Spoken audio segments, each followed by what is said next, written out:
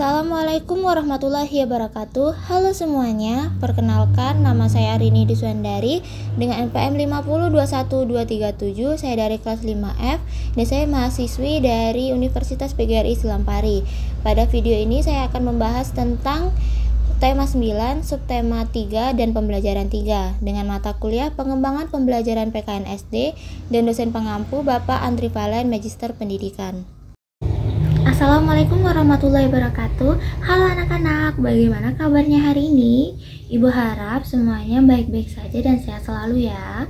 Hari ini Ibu akan membahas tentang tema 9, subtema 3, dan pembelajaran 3. Namun sebelum belajar, ada baiknya kita berdoa terlebih dahulu menurut agama dan kepercayaan masing-masing.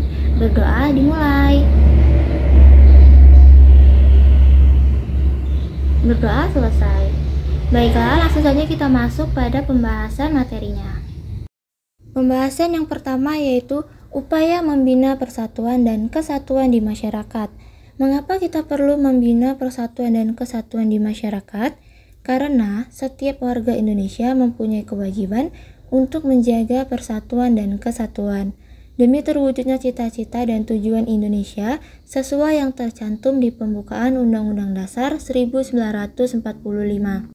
Tujuan negara Indonesia senantiasa diperjuangkan oleh pemerintah agar terwujud secara adil melalui pembangunan nasional.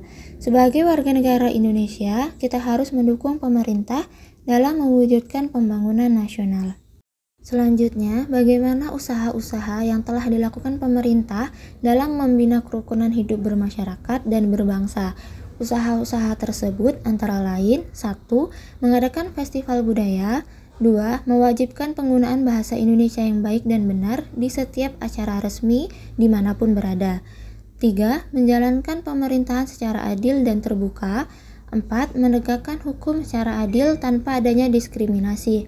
5. Membina sikap saling menghormati dan menghargai antar pemeluk agama. Dan yang terakhir, 6. Mengadakan peringatan hari-hari besar nasional dengan menjunjung tinggi persatuan dan kesatuan. Baiklah, sekarang kita bahas apa sih manfaat dari persatuan dan kesatuan di masyarakat. Yang pertama, persatuan dan kesatuan merupakan dua hal yang penting dan harus selalu kita jaga dalam kehidupan sehari-hari.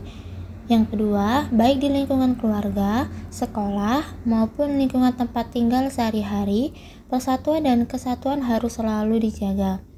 Yang ketiga, pentingnya persatuan dan kesatuan ini terlebih lagi karena bangsa Indonesia terdiri dari beragam suku dan bangsa yang menyebabkan adanya perbedaan-perbedaan dan keberagaman.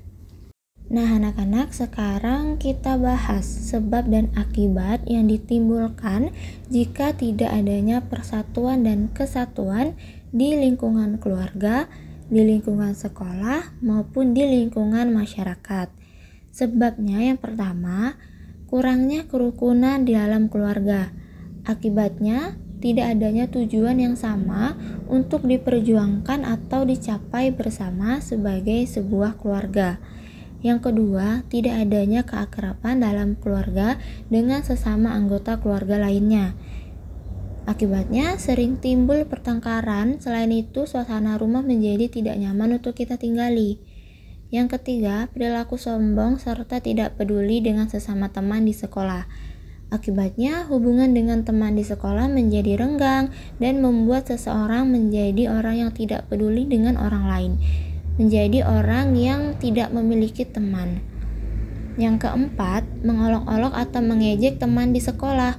Akibatnya, pertengkaran atau perkelahian antara siswa akan sering terjadi. Yang kelima, kurangnya interaksi antara umat beragama di masyarakat. Akibatnya, hilangnya toleransi dan tenggang rasa antar umat beragama.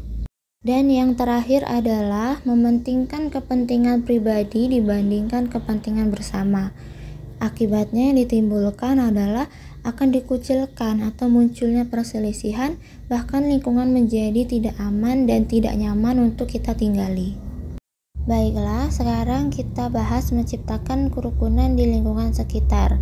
Hidup rukun dengan sesama masyarakat adalah hal yang penting untuk dilakukan. Dalam menjalani hidup rukun, artinya setiap warga masyarakat harus saling menghormati, saling membantu, saling tolong-menolong, dan juga saling menyayangi. Inilah sebabnya hidup rukun harus dilakukan di mana saja, baik itu di lingkungan rumah, lingkungan sekolah, maupun di lingkungan masyarakat. Nah, anak-anak, berikut ini adalah cara yang bisa kita lakukan untuk menciptakan kerukunan di lingkungan rumah, di lingkungan sekolah, maupun di lingkungan masyarakat. Di lingkungan rumah, yang pertama yang bisa kita lakukan adalah menjaga toleransi dengan sesama penduduk di sekitaran rumah kita. Yang kedua, saling bertegur sapa dengan sesama tetangga agar saling mengenal satu sama lain. Yang ketiga, tidak saling menuduh satu sama lain jika ada kesalahan yang terjadi.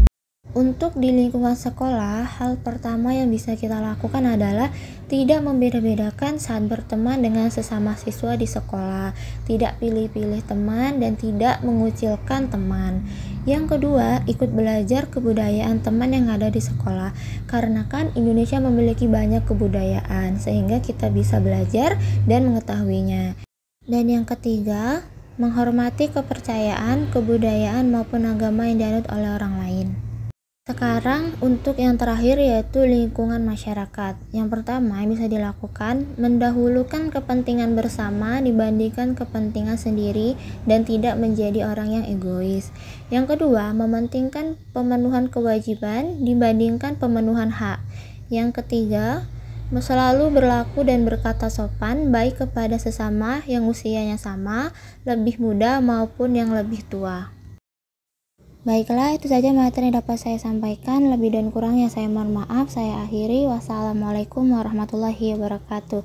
Terima kasih semuanya.